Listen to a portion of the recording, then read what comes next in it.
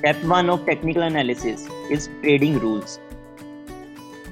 So this is the general disclaimer and all. So the success that a trader achieves in the markets is directly correlated to one's trading discipline or lack thereof. Trading discipline is 90% of the game. The formula is very simple. Trade with discipline and you will succeed. Trade without discipline and you will fail. तो trading को आपको एक धर्म की तरह मानना पड़ेगा, इसको डिसिप्लिन की तरह ही ट्रेडिंग को करना पड़ेगा। अगर आपको बोला है कि 8 बजे उठना है तो 8 बजे उठना पड़ेगा। ये नहीं सर कि मार्केट 9:30 बजे, 9:15 बजे मार्केट खुल रही है, 9 बजे मार्केट खुल रही है और आप उठ रहे हैं 9:30 बजे और उठ के आप देखते हैं कि आपकी तो BTST स्टॉक प्लस में आके नेगेटिव में आना शुरू हो गया।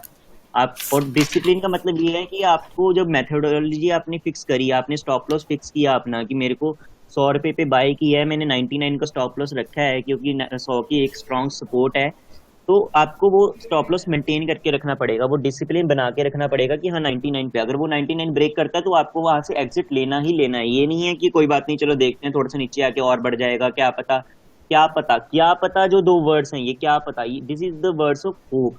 अगर आप होप पे बैठे रहेंगे कि हो जाएगा तो वो चीज बिल्कुल गलत है, क्योंकि मैंने बताया ट्रेडिंग क्या है। ट्रेडिंग एक इमोशंस के खेलने का गेम है। Trading is a game. मेरे को किसी बंदे ने पूछा था कि आप ऐसे क्यों बोलते हैं कि ट्रेडिंग इज अ गेम। मैं बोलता हूँ कि trading is a game because it is a game of high probability and risk management. अगर आप हाई प्रोबेबिलिटी ट्रेड्स लेते हो, जो कि आपको पता चलेगी टेक्निकल एनालिसिस से, जब आप टेक्निकल एनालिसिस करेंगे तब आपको पता चलेगा कि कौन सी ट्रेड हाईली प्रोबेबल हो सकती है।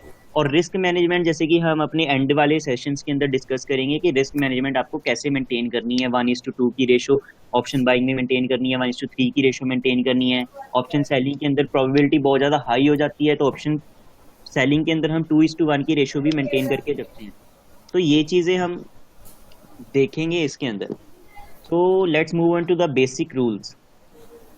Below mentioned are some basic rules. These are normal points but matters the most. So start your day early. Wake up on or before 7 a.m. बहुत जरूरी है कि ये आपको लग रहा होगा कि ट्रेडिंग के अंदर टेक्निकल एनालिसिस में क्या कौन सी बातें करने लग गया अध्यात्म की, ये लॉकडाउन के अंदर दिमाग तो नहीं खराब हो गया, लेकिन ये सबसे ज्यादा इंपॉर्टेंट चीज है कि आपको अपना डे अर्ली स्टार्ट करना पड़ेगा। आपको जल्दी उठना पड़ेगा सर। आपको एक्सरसाइज भी करनी पड़ेगी, योगा करनी पड़ेगी, मेडिटेट करना पड़ेगा अपनी सोल को, माइंड को, बॉडी को।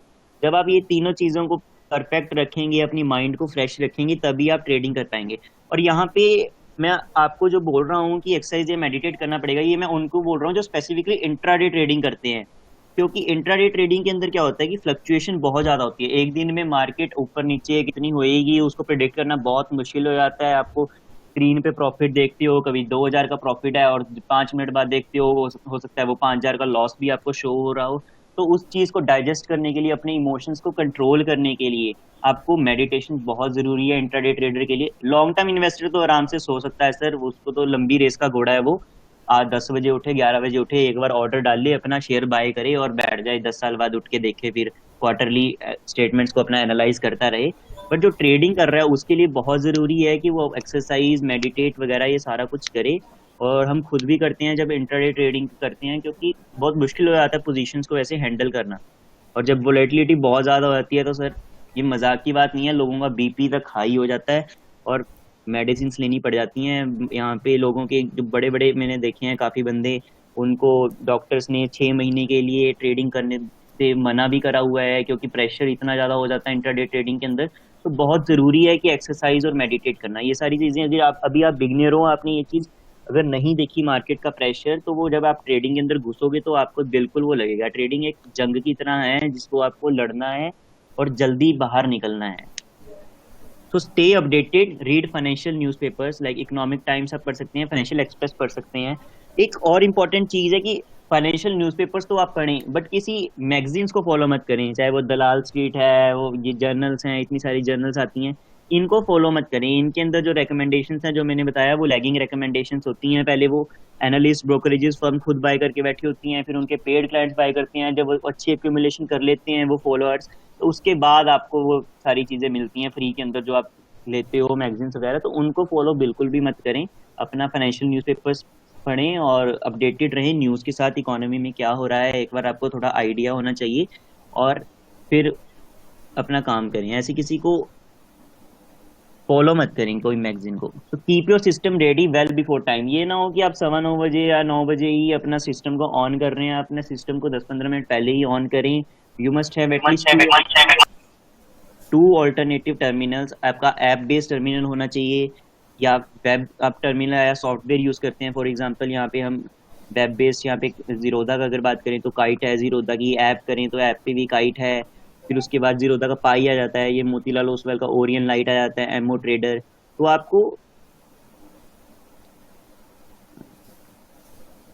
Okay, so you must have at least two alternative terminals, क्योंकि अगर छोटे ब्रोकर के साथ आप काम करते हैं, जीरोदा या अपस्टॉक जैसे ब्रोकर्स के साथ, ये बहुत ज़्यादा लैग कर जाते हैं, तो आपको पोजीशन लेनी और एग्जिट करनी बड़ी मुश्किल हो जाती है। तो इसलिए दो आपके टर्मिनल जरूर होने चाहिए, और अपना इंटरनेट कनेक्शन चेक करते रहें, एक बैकअप रखें। अगर आपका हॉटस्पॉट है, जियो फाई है, या फिर कोई भी ब्रॉडबैंड है आपका, इंटरनेट एथरनेट केबल से आपने कनेक्ट किया हुआ है, तब भी एक बैकअप जरूर रखें कि अगर आप बाई चांस इंटरनेट डिस्कनेक्ट होता है एक वाला, तो दूसरे से आप कर सकें, क्योंकि यहाँ पे आपकी मनी इन्वॉल्व है सर। ये कोई वो चीज़ नहीं है जिसको हम बाद में देख लेंगे, 5 मिनट के अंदर पूरी गेम पलट जाती है यहाँ पे। तो नेवर ट्रेड वाइल ट्रैवलिंग। तो इसीलिए बोला है कि आप ट्रैवलिंग के वक्त ट्रेड ना करें। ट्रैवलिंग के वक्त क्या होता है, आपने देखा होगा जब आप बस में ट्रैवल करते हो और कुछ चीज पढ़ रहे होते हो, तो उसके ऊपर आपके आईज पर स्ट्रेन पड़ता है, आपके माइंड पर बहुत ज्यादा प्रेशर पड़ता है जब ट्रैवलिंग के वक्त आप फोन को देखते हैं। और जब आप सिर्फ रीडिंग करते वक्त आपके आईज पर इतना स्ट्रेन पड़ता है, तो जब आप सोचिए अगर आप ट्रैवलिंग के वक्त ट्रेडिंग करेंगे तो क्या आपके इमोशंस होंगे उस वक्त, क्या आप डिसीजन ले पाएंगे, और क्या आप ट्रेडिंग कर पाएंगे। तो कभी भी ट्रैवलिंग के वक्त ट्रेड ना करें, एक प्लेस पर बैठे, always trade at one place. Trading is not a kindergarten job. ये बच्चों का खेल नहीं है कि आप घूमते घूमते चलते फिरते ऐसे ट्रेडिंग करते रहें। इसके अंदर एनालिसिस लगती है, मेहनत लगती है। बच्चों का खेल उनके लिए है जिनको इरेशनल प्ले करना है कि हाँ जी मार्केट गिर रही है, बढ़ रही है, कुछ भी लात लगाते हैं तुक्का। सट्टे वाले बंदों के लिए वो किंडरगार्टन जॉब है, उनके लिए कभी कभी वो 10,000 के 1 लाख बना लेंगे और अगले दिन 1 लाख के जीरो भी कर लेंगे वो। तो उनके लिए वो किंडरगार्टन जॉब हो सकती है। लेकिन जिसको ट्रेडिंग को अपना प्रोफेशन बनाना है, इसके अंदर कमाना है कंसिस्टेंटली, इसको अपनी या बिजनेस बनाना है, तो उसको ट्रेडिंग को बिजनेस की तरह ही लेना पड़ेगा। इसको एक कोई गेम की तरह, प्ले की तरह नहीं लेना पड़ेगा। तो डोंट पैनिक, डोंट रश। आपको पैनिक नहीं करना। आपकी पोजीशन आपकी अनफेवरेबल भी जा रही है तब भी पैनिक मत करें। Don't rush. आपकी पोजीशन आपकी फेवरेबल में जा रही है, उसको रश मत करें काटने के लिए। ये मत करें कि 100 रुपए पे खरीदा, 1 पॉइंट बढ़ गया तो काट दें फटाफट। अपने स्टॉप लॉस पे रहें और अपने टारगेट्स पे रहें। हो सकता है कि हाँ आपको लगे कि हाँ मोमेंटम ओवर हो रहा है, टारगेट अचीव नहीं होगा, उसके बाद एक सेटबैक आ सकता है, तो आप बुक कर सकते हैं अर्ली। लेकिन अपने स्टॉप लॉस को भी ऐसे ट्रेल करते रहें। तो स्टॉप लॉस पे रहना और टारगेट्स पे रहना बहुत जरूरी है, जो कि आपने टेक्निकल एनालिसिस के बेसिस पे सेट करे हो। ये नहीं हो कि आपने यहाँ 100 रुपए पे चीज खरीद ली और आपने यहाँ टारगेट लगाते हैं जी 150 रुपए का इंट्राडे 50% बढ़ जाएगा। वो टारगेट कैसे अचीव होगा? टेक्निकल एनालिसिस के बेसिस पे टारगेट रखो, और टेक्निकल एनालिसिस के बेसिस पे ही स्टॉप लॉस रखो। स्टॉप लॉस और टारगेट्स ऐसे नहीं रखने की हाँ 100 रुपए पे चीज खरीदी है 1:2 की रिस्क रिवॉर्ड रखता हूँ, 5 का स्टॉप लॉस रखता हूँ, 10 का अपना टारगेट रखता हूँ। ऐसे तो बिल्कुल नहीं रखता है। 1:2 की रिस्क रिवॉर्ड रख रहे हो वो ठीक है, लेकिन जो स्टॉप लॉस आपने रखना है पॉइंट, वो टेक्निकल एनालिसिस के बेसिस पे आना चाहिए, जो कि हम आगे डिस्कस करेंगे। तो ड्रिंक एडिक्वेट वाटर, की water bottle at your trading desk itself. Stay cool, be cool, trade cool. और अभी चल रहा है stay home, stay safe. So trust on your trading system. अपने ट्रेडिंग सिस्टम पे भरोसा रखें। अगर आपकी 1-2 लॉसेस भी होते हैं तो कोई दिक्कत नहीं है, जो बाकी की 4-5 ट्रेड्स हैं, 6-7 ट्रेड हैं, वो आपको अच्छा प्रॉफिट दे देंगे अगर आपकी रिस्क मैनेजमेंट अच्छी है।